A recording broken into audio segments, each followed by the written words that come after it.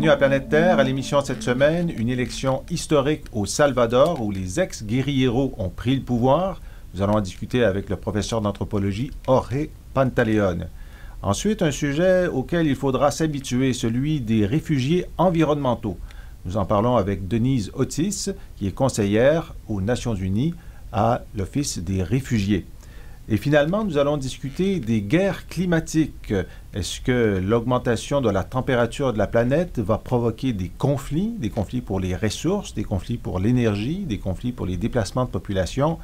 Paul Bernard, le sociologue, a écouté pour nous une série de reportages de l'auteur canadien Gwyn Dyer.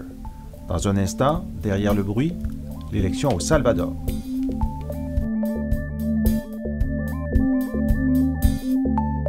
Derrière le bruit, cette semaine, on va discuter d'une élection historique au Salvador, ce pays qui a été ébranlé par une guerre civile qui a duré une douzaine d'années, qui a fait plus de 75 000 morts, et où les deux partis qui étaient aux prises lors de cette guerre civile sont devenus des partis politiques pour ce qui est des guérilleros, et cette fois-ci, les guérilleros ont pris le pouvoir, ou les ex-guérilleros. Alors, c'est un retournement de situation important, une autre victoire de la gauche dans un pays latino-américain. On commence à en prendre l'habitude. Pour en parler avec nous aujourd'hui, notre invité, Jorge Pantaleón. Merci d'être avec nous.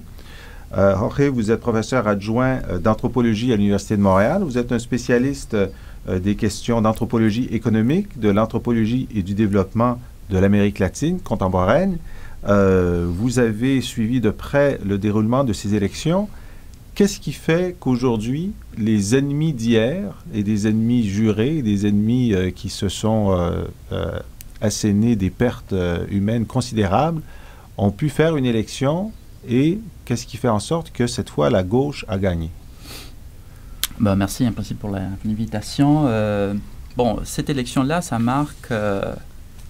Parfois, les élections sont intéressantes de point de vue comme des rituels qui nous permettent de voir les structures sociales et là, et surtout les processus aussi de l'évolution des relations entre des groupes, dans ces cas, au Salvador.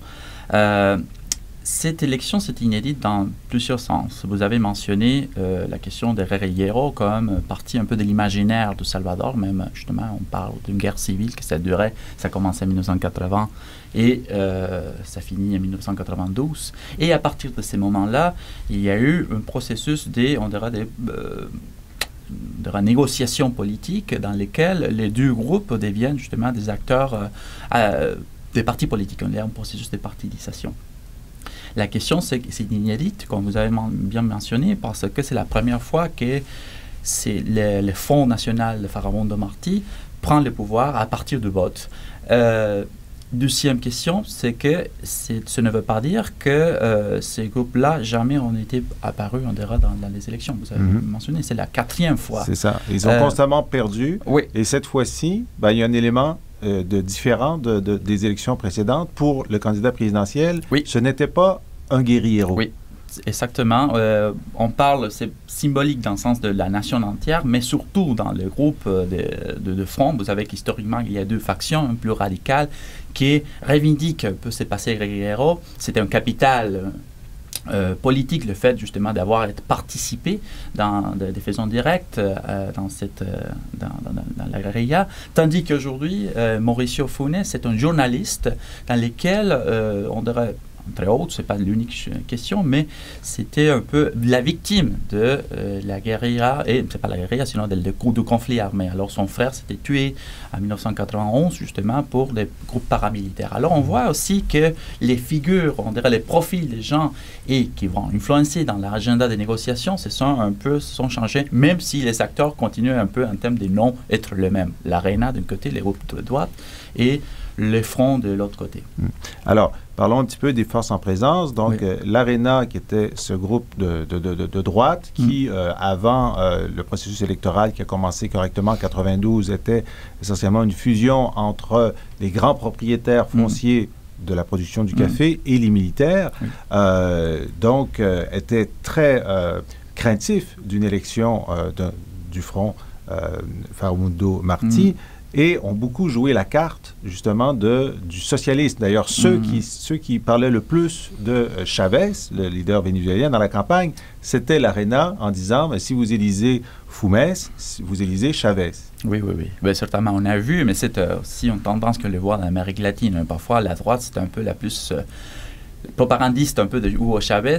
Justement, il donne l'idée qu'il y avait comme le père de l'influence des Cuba, et surtout le paternalisme de Chavez, les grands paternalistes de Castro. Mais dans ces cas-là, c'est pour ça qu'ils sont dans un sens gagnés.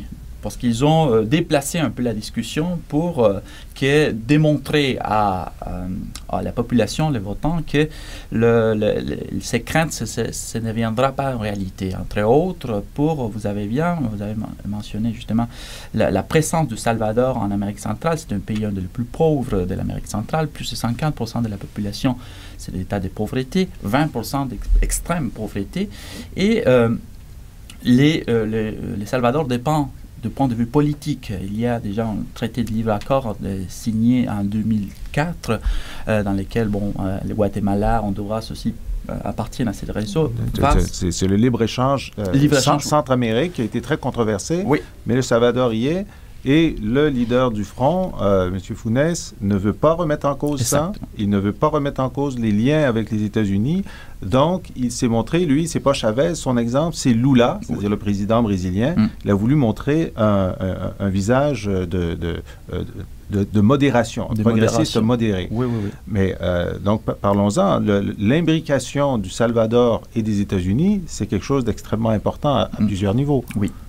Alors, c'est ça, dans le sens où la figure de Lula da Silva, c'est important, mais parce que c'est pas le cas du Brésil dans le sens de force de négociation. Les Salvador n'ont pas le choix de devenir Lula dans ce sens. Pour Funes, vous savez bien qu'il y a le transfert d'argent, entre autres, qui font des migrants salvadoriens face à leurs parents, à la famille d'origine, qui envoient, c'est la première source de revenus. On parle de 18% du produit intérieur brut. Ça, c'est les Salvadoriens qui habitent aux États-Unis, qui travaillent aux États-Unis. On dit qu'il y a jusqu'au quart de la population salvadorienne qui vit aux États-Unis et qui renvoie cet argent, donc une partie de leurs gains. C'est la première source de revenus. Exactement. Alors, il y a une cause de dépendance. La première source, imaginez-vous, ce n'était pas dans les pays, c'est pas même au-delà de l'exportation du café, sinon que c'est une source humaine, on dirait, qui vient de revenus matériels. Alors, ça, la première question. Et c'est parti un peu de ces livres d'accord, justement, les livres transferts de ce type de questions. Et l'autre, c'est les dollars, vous savez bien, c'est la monnaie courante aujourd'hui, que c'est à partir de 2004, il y a eu l'abolition du peso salvadorien. Alors, il y a une dépendance. Donc, l'argent national, si on va au Salvador, on paie avec des dollars américains. Exactement. Alors, et juste pour revenir sur cette question du transfert d'argent, ici à Montréal, on a une communauté aussi salvadorienne. Assez importante, qui s'était originaire de l'époque de la guerre civile, entre autres, avec les statuts de réfugiés qui sont arrivés.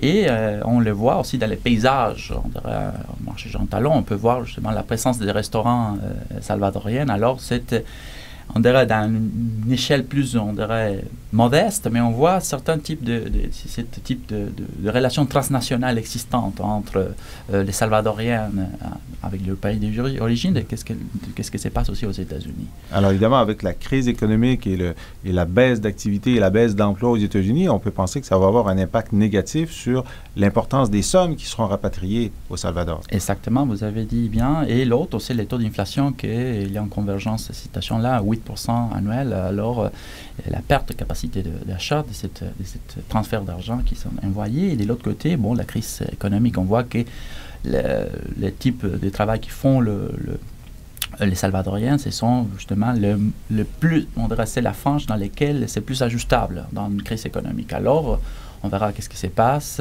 C'est la première chose qu'on arrête de faire, c'est les premiers sorties. Exactement. Alors, revenons à cet héritage de la guerre civile. Donc, on a dit 75 000 morts, c'est une chose, et 8 000 exécutés par des commandos de la mort, des groupes paramilitaires. après la négociation en 92, en 93, il y a eu une loi d'amnistie. Et ça a été fait dans plusieurs régimes totalitaires latino-américains, au Chili, en Argentine, pour faire en sorte que les coupables de ces exactions acceptent de négocier. On donne une amnistie. Mais dans certains cas, plusieurs années plus tard, on revient sur cette amnistie parce que le corps social, vous êtes anthropologue, le corps social veut se purger de cette colère et de cette culpabilité. Qu'est-ce qui va se passer maintenant que le front Facundo Martí est au pouvoir? C'est parti de la discussion. Alors, c'est ce qu'on parle de la pression d'un côté de la droite, maintenant, qui est encore, même si ils ont perdu le pouvoir en termes de l'exécutif, ils ont encore la possibilité de faire des alliances au niveau député, on dirait la Chambre législative. On dit ça, c'est une pression. On le voit déjà, le déplacement de la discussion. L'autre, c'est la discussion interne dans le front, qui est justement la partie plus radicale du front, exige revenir sur la loi de l'amnistie pour qu'il existe justement un jugement face à des crimes civils. Alors, c'est que Funes, pour entre ces deux on dirait, fronts déjà des discussions, il a dit, bon, à moi, les conseillers, j'ai écouté un peu les conseillers principaux politiques, ils ne vont pas revenir sur cet aspect-là parce que justement, ça créera plus de conflits, un conflit que ce n'est pas nécessairement de revenir en ce moment-là lorsqu'il y a une situation critique déjà. Alors, ce sont déjà des messages assez clairs dans ces questions. Parce que donc, vous dites, sa marge de manœuvre politique, sa marge de manœuvre économique est étroite, la situation est difficile. Sa marge de manœuvre politique est étroite parce qu'il est majoritaire à la présidence, mais il n'a pas une majorité à l'Assemblée législative. Et puis, sa marge de manœuvre face aux États-Unis aussi est limitée. On a vu que immédiatement après son élection, il a rencontré le chargé d'affaires américain pour le rassurer. Et les Américains, on le sait, la CIA était impliquée dans ces assassinats à l'époque. S'il y avait une enquête, ça pourrait remonter la filière.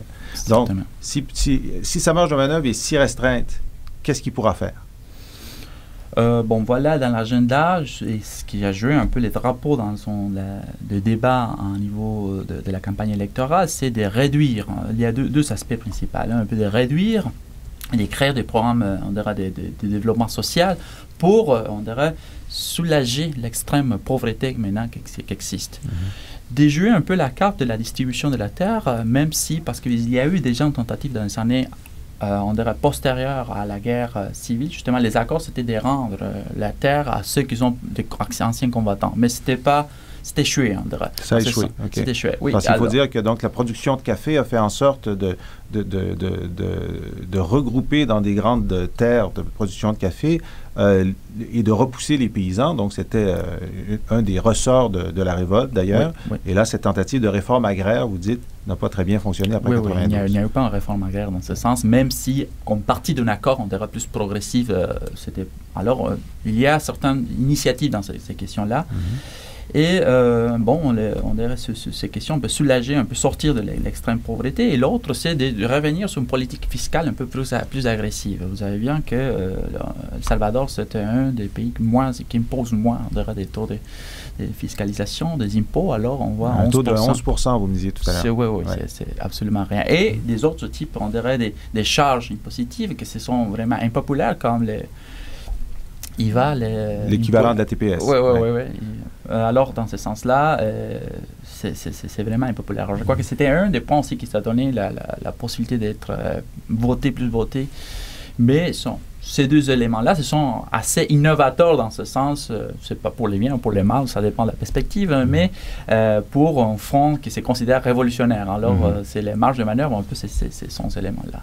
Et certainement, un peu dans la question, c'est intéressant de voir les paysages au niveau de l'Amérique latine aussi, jusqu'à quel point le bloc, soit Mercosur, soit les groupes justement latino-américains, vont donner un appui plus ou moins pour balancer cette dépendance des États-Unis.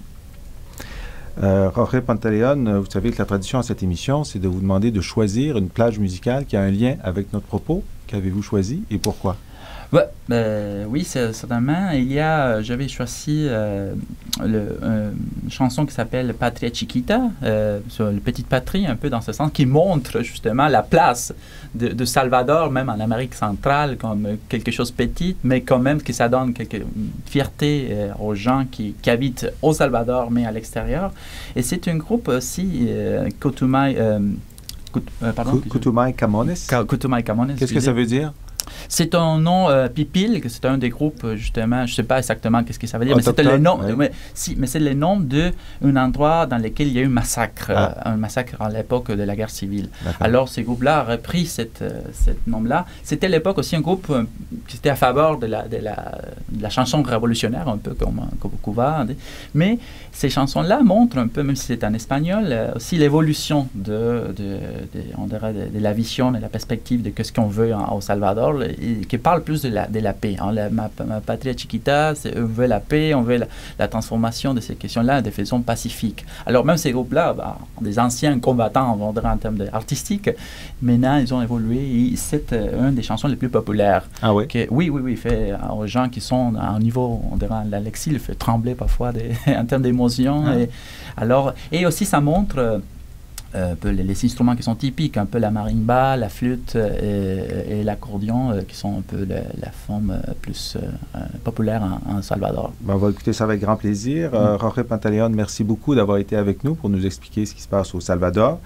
Et nous écoutons, grâce à vous, le groupe Kutumay Camones, interprété Patria Chiquita. Merci à vous.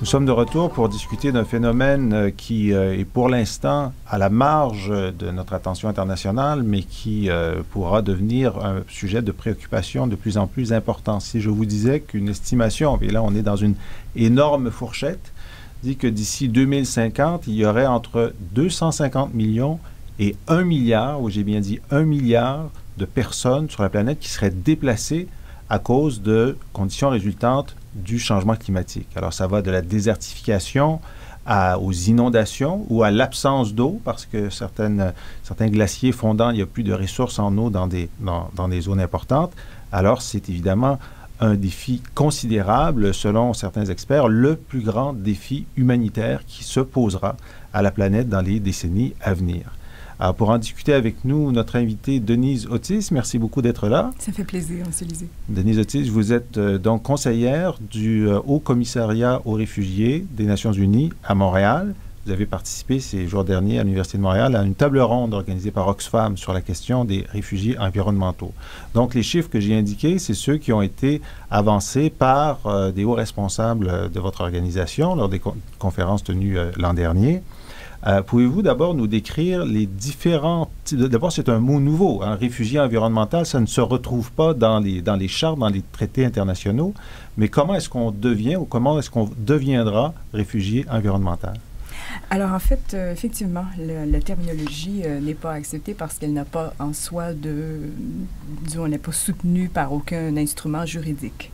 Alors, pour l'instant, donc, c'est un peu une aberration de parler de réfugiés environnementaux. Avant de répondre à votre question, je voudrais dire que cette question-là a été étudiée par le HCR de façon quand même relativement récente. Je vais me corriger, ça fait quand même depuis longtemps que le HCR s'intéresse à toute la question environnementale, puisqu'elle a un impact fondamental sur les réfugiés dont elle a à s'occuper en termes de camps de réfugiés, par exemple. Mais tout ce qui concerne la réflexion sur les changements climatiques, ça, c'est relativement récent. Et en fait, une politique a été formulée par le HCR en date d'octobre 2008. Elle apparaît d'ailleurs sur le site du HCR, site Internet. Cette politique est une politique préliminaire. Et elle indique, entre autres choses, que, justement, il manque encore d'informations. Il y a des soutiens au niveau de données scientifiques, mais en ce qui concerne l'impact sur les gens qui vont en souffrir, c'est encore très peu développé. La raison pour laquelle le HCR s'y intéresse, c'est que c'est une agence humanitaire et que les conséquences sont des conséquences de type humanitaire. Donc, non seulement le HCR, mais tous les autres groupes humanitaires auront à intervenir. Et les coûts vont être colossaux, évidemment.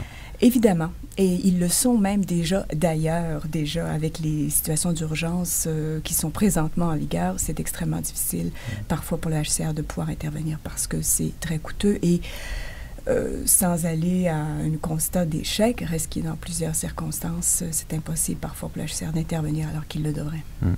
Il y a le cas du Myanmar, par exemple, où il y avait un tremblement de terre important et où les autorités du Myanmar, dont c'est une dictature autoritaire extrêmement fermée, a fait toutes sortes de difficultés pour laisser entrer les acteurs humanitaires, les ONG, dont le HCR.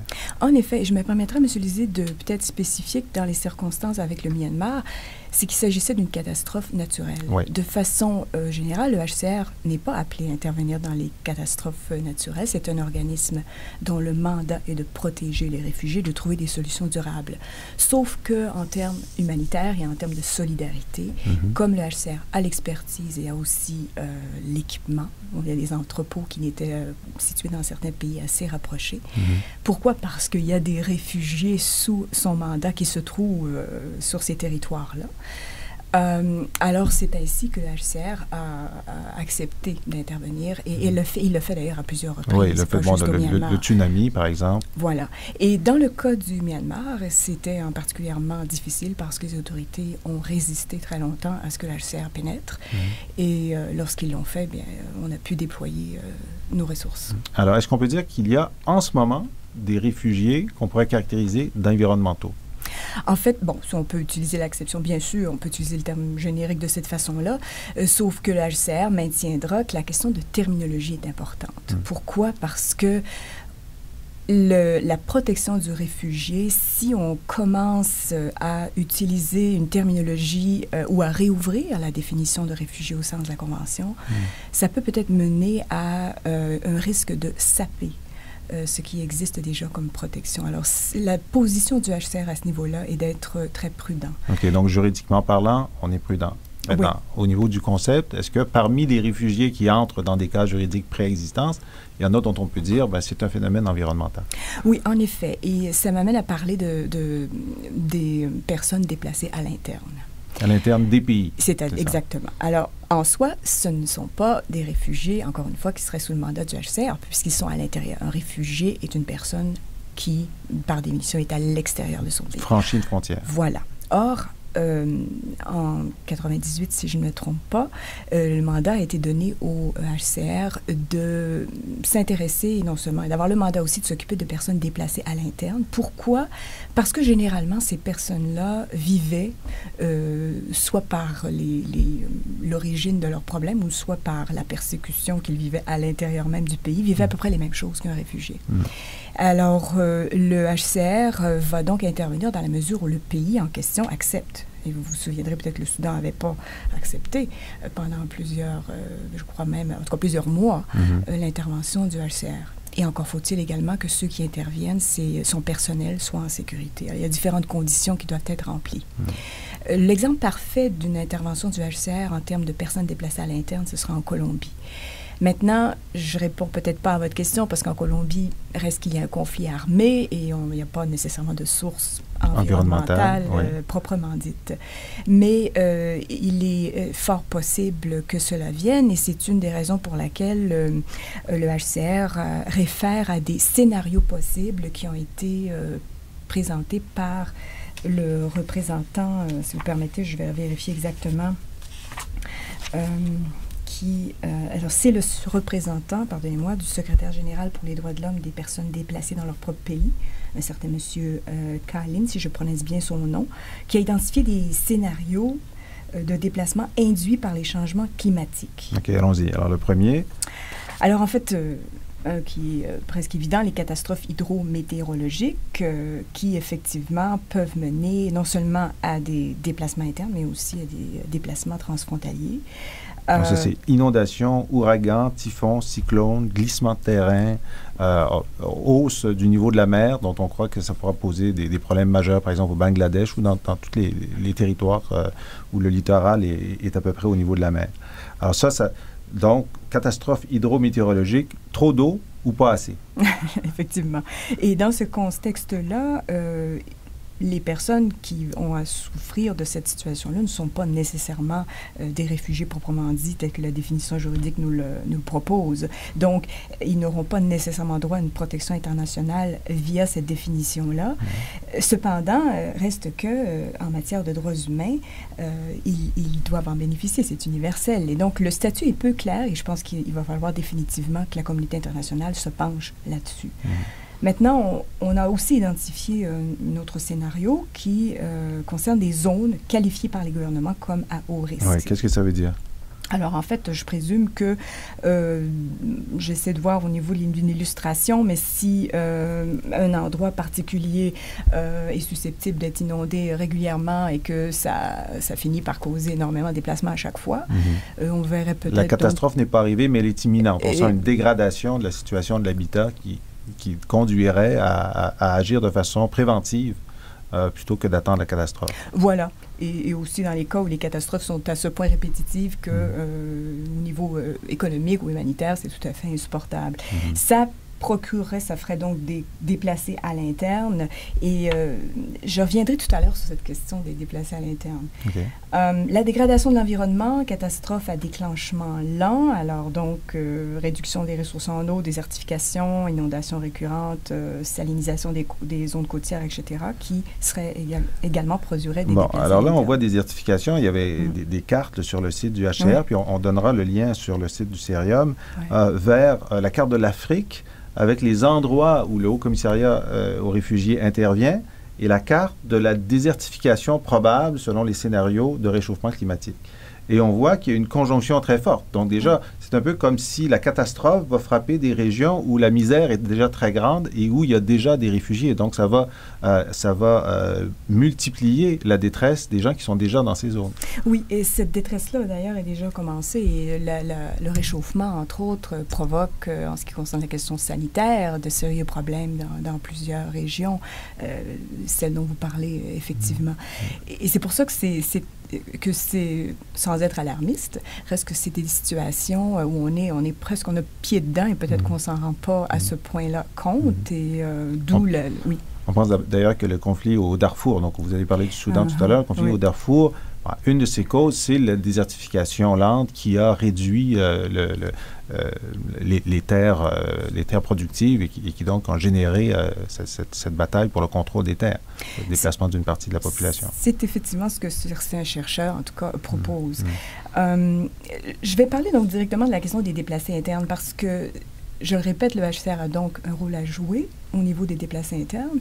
Et l'intérêt de cela, c'est que ça a poussé, entre autres, à mettre sur pied ce qu'on appelle des principes directeurs. Ça n'a pas valeur de loi, c'est-à-dire que c'est pas obligatoire, mais c'est quand même des critères auxquels les pays qui décident de s'en prévaloir, ils doivent s'engager à certains gestes particuliers vis-à-vis les gens qui sont déplacés. Et en particulier, en termes de droits humains, c'est très important.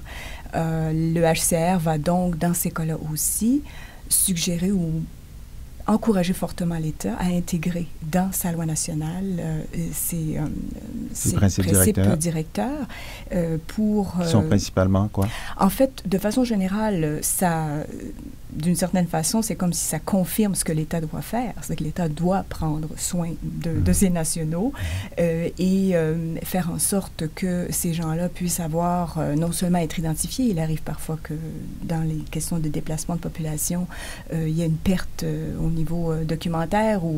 Donc, identifier qu'il y ait des soins qui soient donnés, qu'on leur donne de l'aide, qu'on puisse donner aussi accès aux organismes internationaux humanitaires, etc., etc. Ça valait peine quand même d'aller les consulter sur le site, ces principes directeurs. Alors, donc, on a vu une dégradation lente de l'habitat. Ensuite? Les petits États insulaires, alors les exemples typiques de Tuvalu et tout cela. Donc ça, ce sont des petites îles qui risquent d'être submergées tout simplement par la hausse du niveau de la mer. Voilà. Et qui peut donc éventuellement mener à ce qu'on appelle l'apatridie. Et ça, c'est un autre... L'apatridie. C'est-à-dire qu'on a des apatrides qui n'ont pas de patrie. Donc là, ils ont vraiment perdu leur patrie. Qui sont personnes, quoi, aussi. Exact, conséquemment, puisque tous les droits nationaux sont reliés à ça. Et c'est aussi un des mandats du HCR, l'Assemblée générale de l'ONU a confié également ce portefeuille, je ne sais pas s'il est vraiment si plein que ça, mais a confié aussi ce mandat-là au HCR. Donc, c'est une préoccupation. Est-ce qu'il y a déjà des pistes qui sont envisagées? En fait, pas à ma connaissance, pas à ce que j'ai lu des documents que j'ai pu consulter en préparation à la conférence par rapport à ce scénario-là.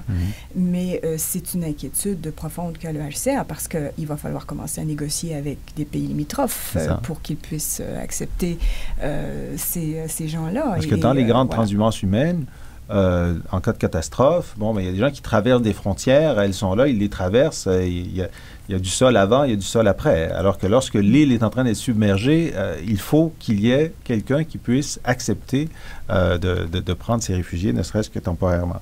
Oui. Et finalement, il y a une dernière catégorie. Alors, donc, celle qui est souvent, d'ailleurs, on en a parlé tout à l'heure en donnant un exemple, le conflit armé amorcé par une diminution des ressources essentielles. Et ça, par définition, les gens qui vont être pris dans ce conflit-là vont se retrouver comme pouvant se prévaloir des formes complémentaires de protection, c'est-à-dire la Convention et les autres formes complémentaires que les pays peuvent offrir à ces gens-là. Mais en fait, dans ce cas-là, ils se rapprochent des réfugiés traditionnels. Ils sont victimes de conflits, victimes internes ou victimes externes, que le conflit a sa source dans une volonté de puissance hégémonique régionale ou dans une volonté de contrôle des ressources naturelles du voisin.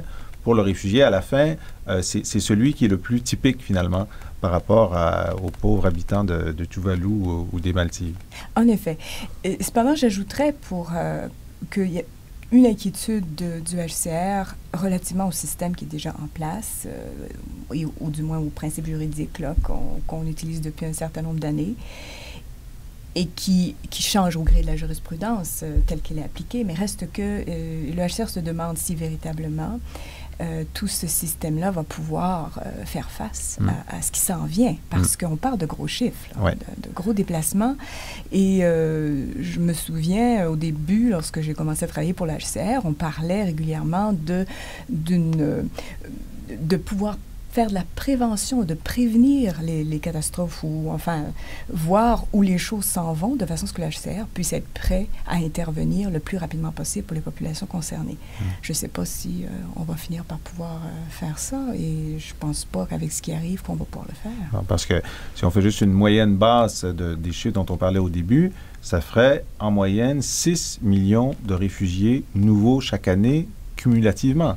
Alors qu'en ce moment, l'HCR réussit à gérer combien de réfugiés? Avez-vous une idée?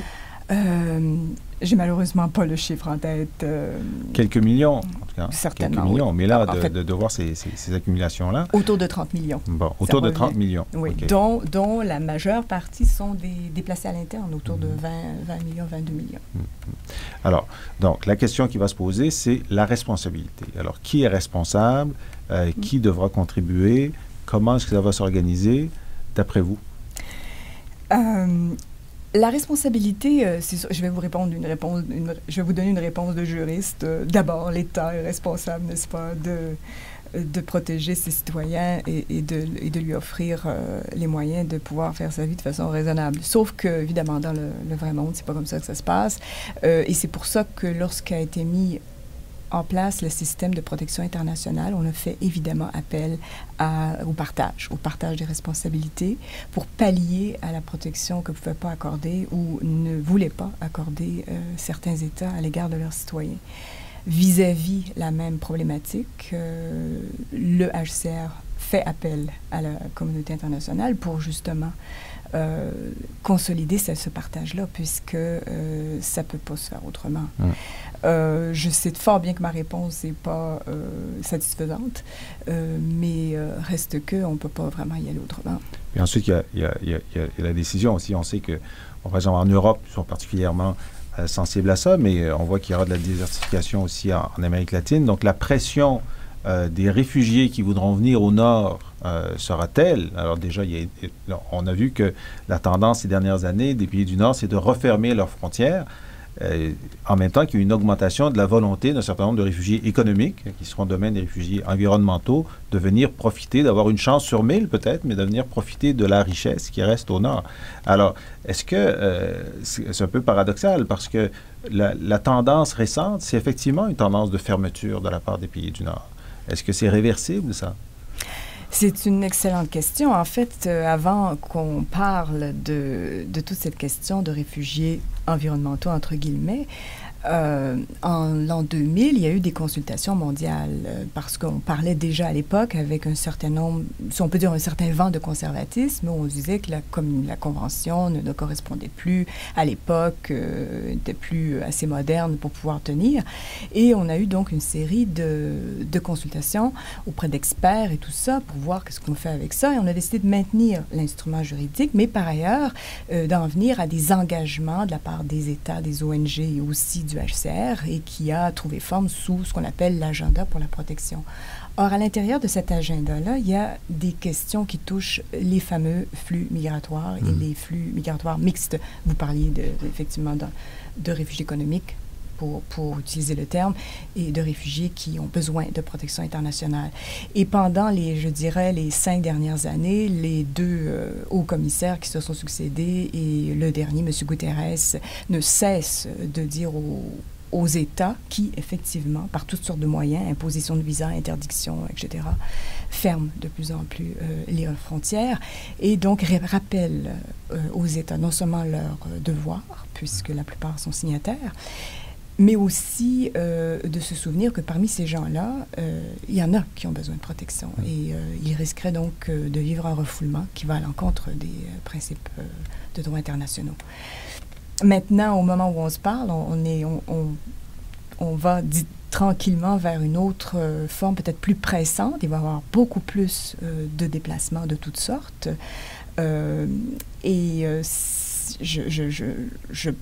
Probablement que le discours du HCR devra s'adapter, mais il va sûrement maintenir le fait que les gens ont toujours, à quelque part, certains ne seront pas que des réfugiés environnementaux, mais auront aussi besoin de protection internationale, tant que le système existe. Denise Otis, c'est la tradition à cette émission. On demande à l'invité d'illustrer son propos par une plage musicale.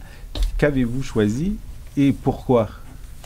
Alors, j'ai choisi Zachary Richard. D'abord, je l'aime beaucoup. Je trouve qu'il a une belle voix. Il a fait son dernier, je crois que son avant-dernier, son dernier disque qui s'appelle Lumière dans le noir. Zachary, donc, vient de la Louisiane. Il y a eu Katrina, qui a frappé très durement et qui frappe encore après plusieurs années. Et donc, j'ai choisi l'île dernière. L'île dernière, qui en fait, qui est une île qui a été littéralement balayée par un ouragan. Et le crescendo est très inquiétant dans cette chanson-là, mais ça nous fait aussi réfléchir sur le fait que on n'est pas à l'abri. Et donc, dans ce sens-là, il faut être solidaire de ceux qui vivent des choses effroyables. Denise Otis, je rappelle que vous êtes conseillère juridique au bureau au commissariat aux réfugiés des Nations unies à Montréal. Merci beaucoup d'avoir été avec nous aujourd'hui.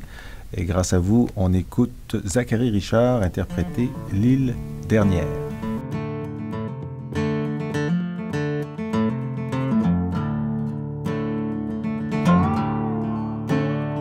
C'était un vendredi après-midi à la fin du mois de juillet. Le ciel a commencé à noircir et le vent a commencé à souffler. Les pélicans et les cormorans se sont tous mis à terre. Et tout est devenu silencieux comme le fond d'un cimetière.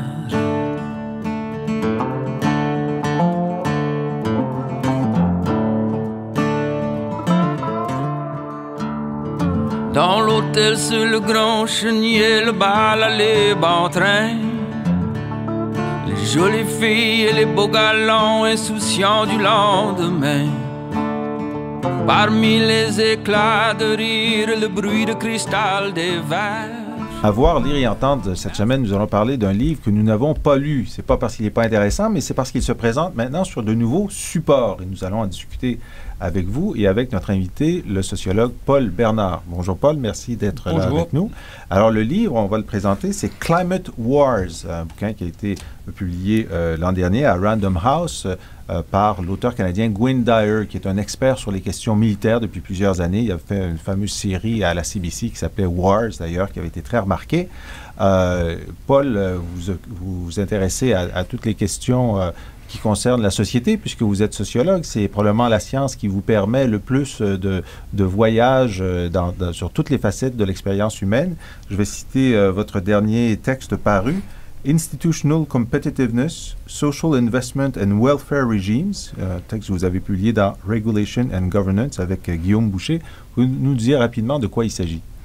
Il s'agit de voir s'il y aurait plus qu'une voie vers la prospérité économique, une voie où on cherche à serrer au minimum les dépenses de l'État, où les gens se débrouillent, où on les force plus ou moins à travailler. On reconnaît des thématiques de workfare. Et une autre voie où on pourrait, contrairement à ce que disent les économistes qui disent il n'y a pas de free lunch, il n'y a pas de repas gratuit, où on pourrait avoir à la fois l'égalité et en même temps la performance économique, ce à quoi sont arrivés tout aussi bien que les pays libéraux, les pays nordiques. Parce que ce qu'ils font, c'est qu'ils ne compensent pas seulement les risques sociaux, ils vont au-devant, comme beaucoup d'autres pays tentent de le faire, en faisant des dépenses qui deviennent des investissements dans l'éducation, dans la préservation de la santé, dans les services aux familles, de façon à ce que le maximum de gens puissent travailler, le maximum de gens puissent payer des taxes et le système tourne à un haut niveau de performance sociale aussi bien qu'économique. Très bien. Alors, Climate Wars, vous ne l'avez pas lu. Alors, comment vous pouvez nous en parler? Je peux vous en parler parce que j'ai écouté cette excellente série, ces balados-diffusions de Ideas, qui est un programme de la CBC, qui en quelques heures, en quelque sorte, je ne dirais pas vous résume le bouquin, mais fait des entrevues autour de la thématique. Et Gwynne Dyer, qui est un journaliste, expert, etc., est particulièrement bien placé pour faire ce genre de travail. Et je préviens tout de suite les gens qui voudraient le lire. Je vous encourage à le lire. Moi-même, je l'ai fait venir. C'est ma copie qu'on a là parce que je veux le lire, parce que c'est un bouquin d'une extrême importance. Mais en même temps, faites un peu de yoga. Prenez un petit verre de scotch ou ce qui vous détend parce que les messages sont extrêmement, je ne dirais pas pessimistes, mais graves et on aura peine à se sortir de là. Et pour des raisons qui ont à voir avec le climat, bien sûr, c'est le fond de scène, et pour des raisons qui ont à voir, devinez quoi, avec notre capacité politique de gérer cette situation et de passer à travers. OK, on va dire tout de suite que nous allons mettre sur le site du Cerium, à cerium.ca, sur la page de Planète Terre, le lien vers Ideas, la série Ideas, que les gens pourront donc écouter également. Ils pourront décider de prendre le livre également. Alors, évidemment, la question du réchauffement climatique, on en parle depuis longtemps. Le niveau de pessimisme des experts internationaux croît d'année en année. Qu'est-ce que Gwynne Dyer apporte que nous n'avons pas entendu par ailleurs? Écoutez, il y a beaucoup de choses déjà dans l'émission et encore plus dans le bouquin. C'est un peu difficile à résumer. J'ai pensé que le plus facile était peut-être d'y aller par questions successives. On s'est d'abord demandé, bon, est-ce que c'est vrai que la planète se réchauffe? Bon, il y a des gens qui nous ont dit, oui, on ne peut pas se tromper, là, oui. Ah, ils disent, oui, mais c'est pas notre faute, au fond. Il y a des grands cycles climatiques et peut-être qu'on n'a rien à faire là-dedans. Bon, les rapports sont tombés et ça dit, non, il y a une influence humaine absolument déterminante. Nous contribuons considérablement à cette chose-là. Dwyer, il explore des gens qui vont plus loin, beaucoup plus loin, et qui disent, écoutez, non seulement on y contribue, mais on est en train par nos habitudes de consommation, d'exploitation de la planète, de contribuer à ce que ça enclenche des boucles de feedback positif. C'est-à-dire, au moment donné où c'est nous qui agissons, à un moment donné, si on passe un certain seuil, la nature reprend sa logique et enclenche toute une série de cercles vicieux, si vous voulez, qui vont accroître la température. Certains sont connus, d'autres le sont moins. Mentionnons quelques-uns. Par exemple, quand la glace fond au pôle, la glace, c'est blanc. Quand ça fond, ça devient de l'eau, c'est foncé. Le foncé attire plus l'énergie, retient plus absorbe l'énergie solaire, la chaleur du soleil. absorbe la chaleur, et donc, qu'est-ce qui se passe? La glace fond encore plus, il y a encore plus d'eau, et ça s'accélère comme ça. Alors que quand c'est blanc, ça réfléchit. Ça réfléchit la chaleur vers le soleil. Deuxième phénomène particulièrement sensible dans les pays du Nord, comme le Canada, par exemple, le permafrost contient, dans sa masse froide, énormément de matériaux biologiques qui contiennent du CO2, qui est notre problème principal, mais qui contient en plus du méthane, qui est, par exemple, sous forme d'hydrate de gaz, etc., qui est encore beaucoup plus puissant comme polluant, comme émission réchauffant la planète. Plus ça se réchauffe, plus le permafrost va fondre, plus il fond, plus il émet de gaz, et donc plus ça fond, etc., etc., etc. Les forêts sont aussi une capacité d'absorption extraordinaire. Les forêts vont être détruites par les changements climatiques, donc capacité. La mer, qui absorbait à peu près le tiers de toute cette pollution-là, perd de sa capacité d'absorption, etc. Donc on s'en va vers quelque chose qui est, et la personne qui va sait... s'amplifier. Mais alors, en quoi est-ce qu'il en vient à dire que ça va provoquer des conflits? Ça va provoquer des conflits, d'abord sur quelque chose qui est essentiel et pas du tout rassurant, sur la capacité de produire de la nourriture. La nourriture, c'est pas une perspective de long terme, c'est quelque chose dont on a besoin au moins 2-3 fois par jour. Et là, la capacité agricole va diminuer considérablement, désertification, on sait que c'est déjà en cours, perte de cours d'eau, conflits à l'occasion de la gestion de ces cours d'eau. En Inde, par exemple, on sait comment ils sont amis avec le Pakistan. L'Inde contient la plupart des sources des glaciers qui vont fournir l'eau d'abord à l'Inde et puis ensuite au Pakistan. Bon, ces sources-là vont se tarir parce que les glaciers vont fondre. Que va faire l'Inde? Est-ce que l'Inde va généreusement consentir au Pakistan des ressources hydrauliques pour que sa population ne meure pas de faim? Rien n'est garanti à cet égard. Je ne veux pas particulièrement mettre l'accent sur ces deux pays-là. Il y en a partout. Il y en a entre le Canada, entre les États-Unis et l'Amérique latine généralement, le Mexique, etc. Donc, on interviewe dans cette série un archéologue, vous direz qu'est-ce que ça vient faire là, qui montre que à peu près, pas à peu près, totalement de façon constante, une population humaine s'accroît jusqu'à atteindre les capacités de sa niche écologique. Et quand elle dépasse ça, on n'a jamais arrivé à créer une marge de manœuvre sécuritaire. Quand elle dépasse ça, quand il y a des événements comme ceux qu'on connaît, invasion d'insectes, etc., perte de capacité, etc., quand on dépasse ça, en général, pour nourrir sa population, on s'en va en guerre.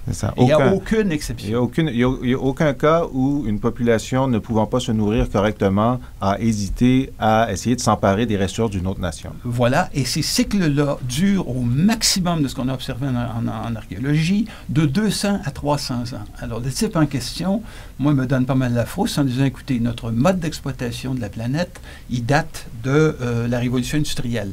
Combien ça fait de temps la révolution industrielle? À peu près 200-300 ans.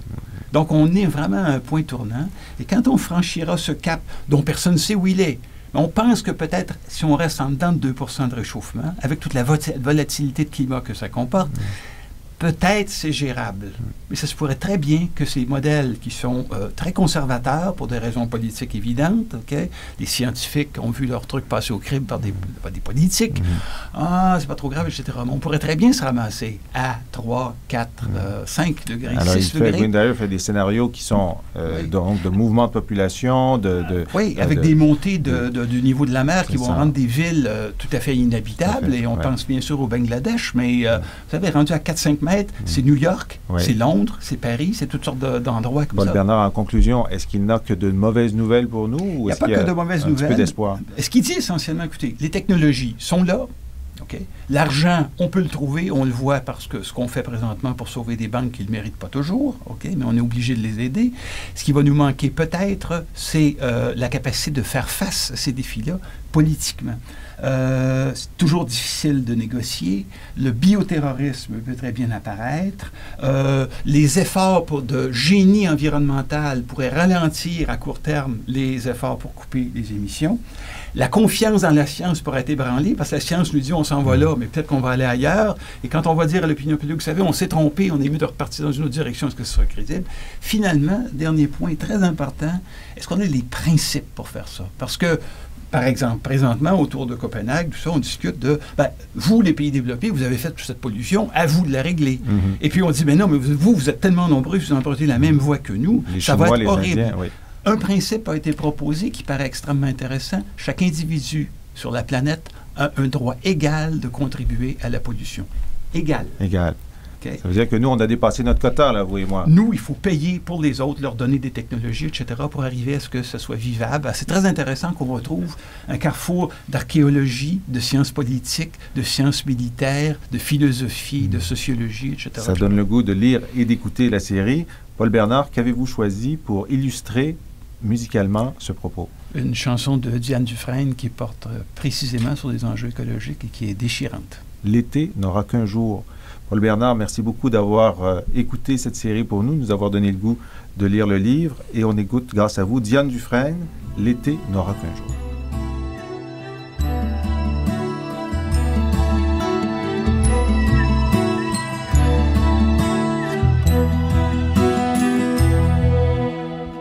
C'est vrai, je n'ai plus l'âge d'une enfant. Les jeux sont faits et maintenant l'avenir c'est toi, encore insouciant des pires séismes des continents.